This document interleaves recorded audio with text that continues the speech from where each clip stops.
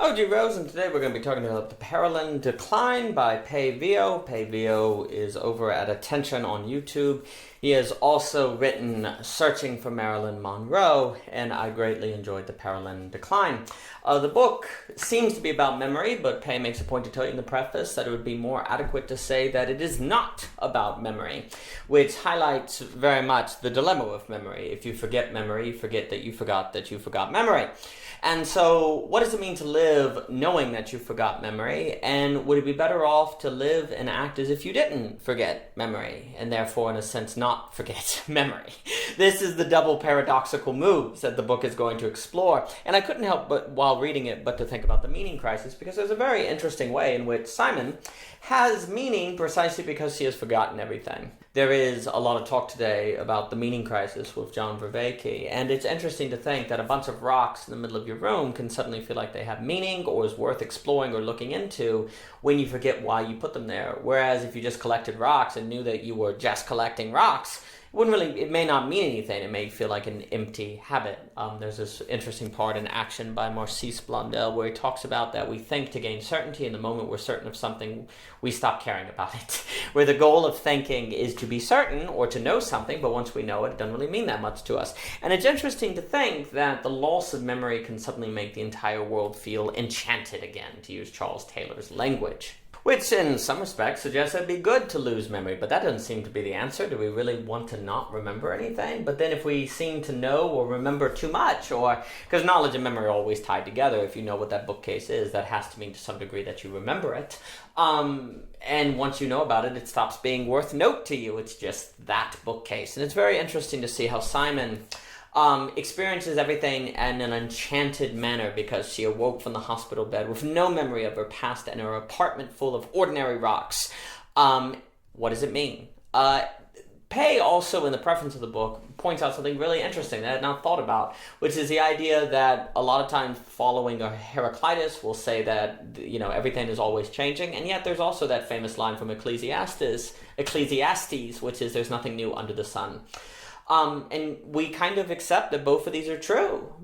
How? Impossibly both these statements are true and no one questions either. This is very, very strange. How can it be that nothing is new and yet everything is constantly changing? Well, maybe it has something to do with memory. Because you can be looking at something that doesn't change, but if you stop remembering it, then it is new. But if you remember it, it's changing and yet not changing, and it doesn't feel new. So change can feel old, and it's because of memory that change can feel old. So again, this begs the question, is it good to forget? Well, maybe. But there also ultimately has to be a choice of our relation to our memories and to our thought and the objects around. The book will ultimately lead up to a great decision, a great sacrifice that Simon makes, where she chooses to give up her quest to find the meaning of things. And precisely this act of sacrifice seems to create meaning for her. It seems to give her life a kind of meaning, and it might even address thymos that Raymond talks about in his book on Notes from a Pod. But again, I was really taken when the book started, how it explores this kind of idea, how everything seems to be new once you forget everything. There's a lot of comedy in the book, a lot of subtle allusions, like it says if it was there where her life could sit in something smaller than a teacup. That's a subtle, I took that as a subtle allusion to Prufrock, which was really great. I love the joke. There's no place like the 13th floor. That was hilarious. But Simon comes back to her apartment. She woke up on a hospital bed. She goes and sits down in a coffee shop and eventually makes it to her apartment, and she finds a bunch of rocks. The rocks must have a purpose, he thought, but what purpose could they hold if I am alone? A personal project? So, suddenly, these rocks, these very ordinary rocks, have meaning because he doesn't remember them. This might suggest that forgetting everything is how we solve the meaning crisis, which is a thought that led to a reflection that I'm in Pae's debt for creating, for giving me, inspiring. There's and then also she goes through her books and she sees notes and she's like, there must be a good reason I made a note of this person. And again, there's like a meaning for her life. There's something to do because he cannot remember the reason for why she did these things. And if they were mundane reasons, he can't remember that they are mundane reasons. And so they get a certain enchantment to them, meaning, the loss of memory can create mystery. It's also lovely little details where the dog did not seem overjoyed upon seeing his long-lost partner when nobody is returned to her. And then what's funny about that is because it's almost a way in which if the dog was overjoyed, that might suggest that the dog is a new puppy. It might be one that is enthusiastic because it's brand new, but the fact that the dog is not overjoyed could suggest that indeed Simon has a past with this dog. And so the lack of joy can be evidence that there is a mystery in the dog that is worth investigating.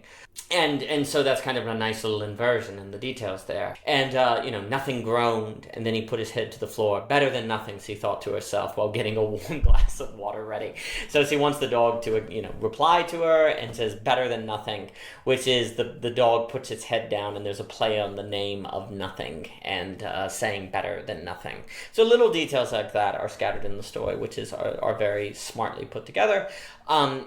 Also with that, it points toward, I think, Kafka at the end of the trial, like a dog, where we're bringing in the dog animals, and Kafka are a big deal, and we're bringing in an animal that seems not to be bothered by not remembering things or remembering things. Memory does not seem extremely consequential to nobody, and that suggests a certain state that maybe humans seek that nothing has, that Simon does not. There are also parts of the book that seem to be stream of consciousness, a connection of random fragments, thoughts, ideas. What's so interesting about this is that it puts the reader in the situation, kind of in the place that Simon is in. We're led to ask, is there meaning in this random assortment of lines, or is it all a dream? Is there something going on here? And I think that is very similar to how Simon feels with all the rocks. Do these rocks mean anything? Do they not? Is there something to be said at the beginning of the book? In the preface, Pae says something along the lines of, read this book once and never read it again. Well, is there a way in which there's a temptation to keep reading the book to find a deeper meaning in some of these passages that is not there? And so we, as a reader, are actually called to do something similar to what Simon does at the end of the novel, which is to give up her search to find the meaning of all of these rocks and the painting with the rock and she leaves the boulder behind that she finds. Brilliant. One of the hilarious parts of the novel is when playing on Camus' Sisyphean, he's pushing the boulder through town, through the city, through the street, and it's just hilarious because it's like, this is the modern Sisyphean pushing a boulder. It's really, really funny and smart, and I really like that part. But in the same way that Simon at the end of the story gives up the search for meaning, we as a reader are kind of asked to give up a desire to figure out how the Kennedy, the Dallas, these different notions that are brought up in the book, how they connect, which is where the meaning of the book matches the form. We are put in a position as readers similar to what Simon is put in, and I think that's really well done. And so when Pae says, read the book once and then never again, that is actually encouraging us to be like Simon. Where we put it down and we move on. And I really like how we match. It's very poetic. It's kind of like poetry where form, meaning matches form, with a book is putting the reader in a situation similar to Simon. There was a hilarious part where it says, Simon approached the fallen apple, so she drops an apple. And as she bent over to pick it up, she moved her hand over the stone and resolved with a quick decision that the reasonably sized stone was far more important than the small piece of food. There's a few things that this brings up. It goes to show you how our quest for meaning can be destructive. So Simon is given meaning by losing memory, but there's also an idea in which he's better off than us because he has a quest, but then ways he's not better off than us. Everything is double. This section also to me alluded to Jesus saying, man does not live on bread alone.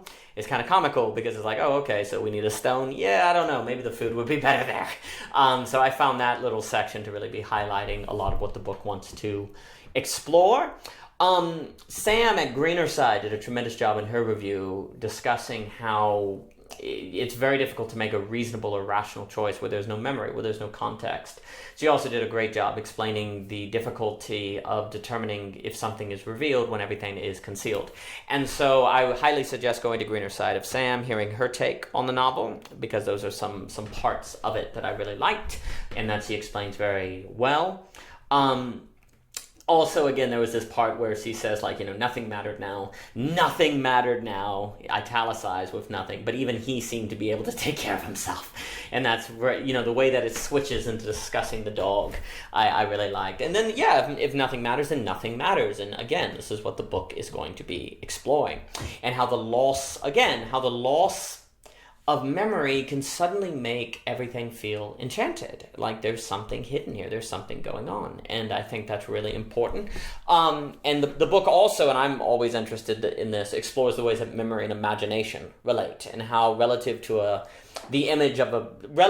mental scene itself, you cannot tell the difference between memory and imagination unless you refer to something external to the mental image. And that's fascinating. And we have Thinking Here and Thinking There is a paper that explores that tension. I love also the irony where she kind of comes to conclude something about herself, that she clearly had a passion for the past.